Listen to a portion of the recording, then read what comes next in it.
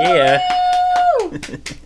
Oh my gosh. That is such a great song. It doesn't get old, ever. Not 7 minutes in.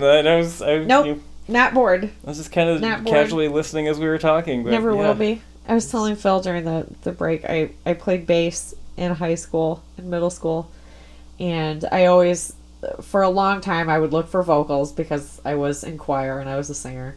Mm-hmm. And I would look for bass because if they didn't have strong bass or a good bassist, mm-hmm. I was done immediately. Mm. And then White Stripes, I was like, okay, I like those vocals. Where's the fucking bass? There's no bass. Wait a second. I've never appreciated guitar like this before. Mm-hmm. And I really didn't. I really didn't pay attention to what you could do with a guitar or how creative you could be with it until Jack White. Yeah. And, oh God, that song. Just, it blows me up every time. Oh my God. Worth noting, he's doing a very classic blues thing, which is to play the bass notes and the melodies at the same time. A lot of the songs he is doing both. Fell in Love with a Girl is not one of those cases. No, but most of what he does, particularly on that album, is very classic blues style of covering all those sections with guitar. I that was something that struck me. I read an article about him quite some time ago, and whoever wrote it, I can't remember specifically where this was, it may have been a Rolling Stone, said that he's the most innovative blues guitar player maybe ever. It seems fair. And I was like, you know what, I don't think I can disagree with that. I don't. He does very interesting things, but he builds on a very traditional path, which I think is that's fucking exceptional, man. And I think it's what set him apart from a handful of like kind of blues guys like him that came before. I hope I get this right. The John Spencer Blues Explosion. I don't know. Is that right? Okay. Well, the Blues Explosion. We'll leave it at that. Really like had a moment where it seemed like they were going to be like the big rock band, and they might have been what the White Stripes were, except that it seemed like they were kidding. Oh no. Always. Like everything kind of came off like a bit parody. They would kind of like say rock and roll type things a lot.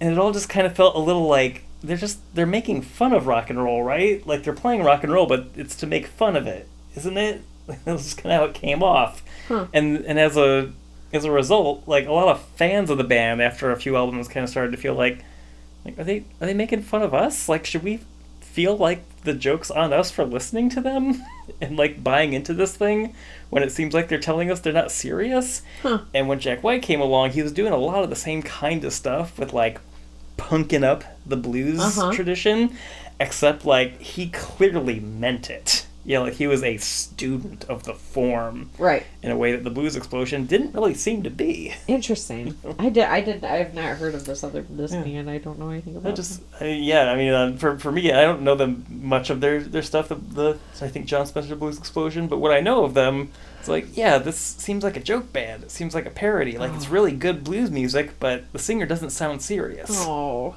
that's disappointing for them. Disappointing for them. Yeah, in that way, like the White Stripes were just the clear winner of the two, in that joy.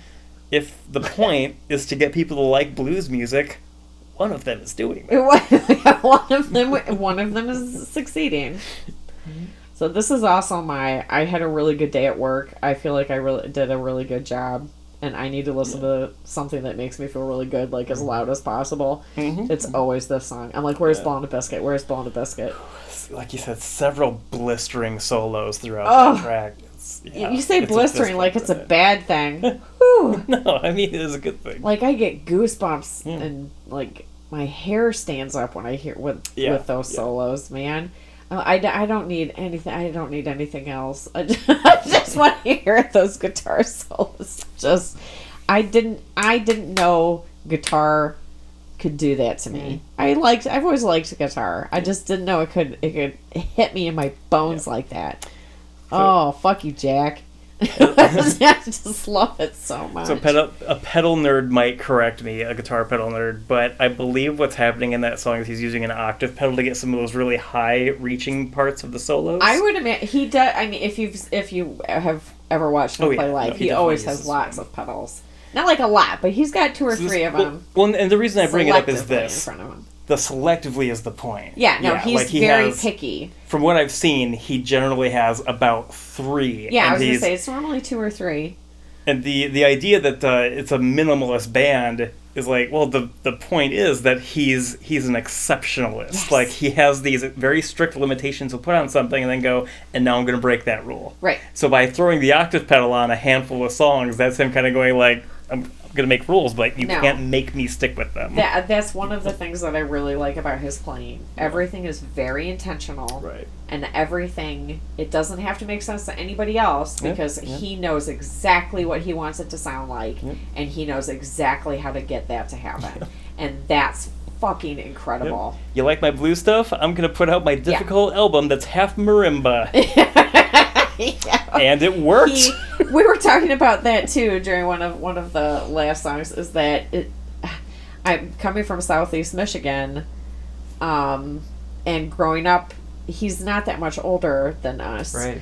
Yeah. He really is of, for the most part, the same generation that Phil and I are from. And growing up in Ann Arbor, which is right outside of Detroit, almost everybody I knew who spent time in Detroit has a Jack White story. And it is chaos all the time. Every single story is this bar fight, that bar fight, not necessarily coming to blows, but he is just a lord of fucking chaos. And he's an agent. And he loves being an agent of chaos, and and that's why exactly when you're going to get a difficult album, it's going to be something he wants to do, largely because he doesn't want to be told what to do.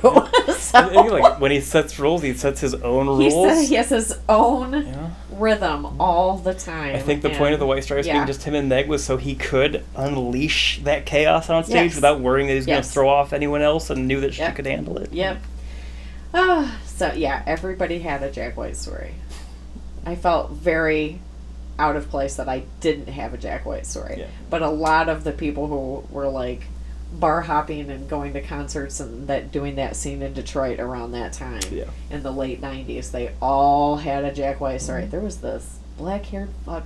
So, anyway. Maybe the only guy I know that actually went and saw them at a decent sized venue.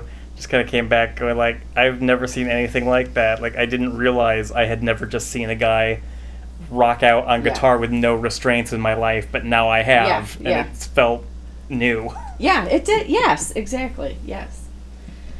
So I think you wanted to wrap it up with this song. I am ready to wrap up. I'm happy to hear your thoughts on this if you like afterward. But, I don't even know what it is. All right.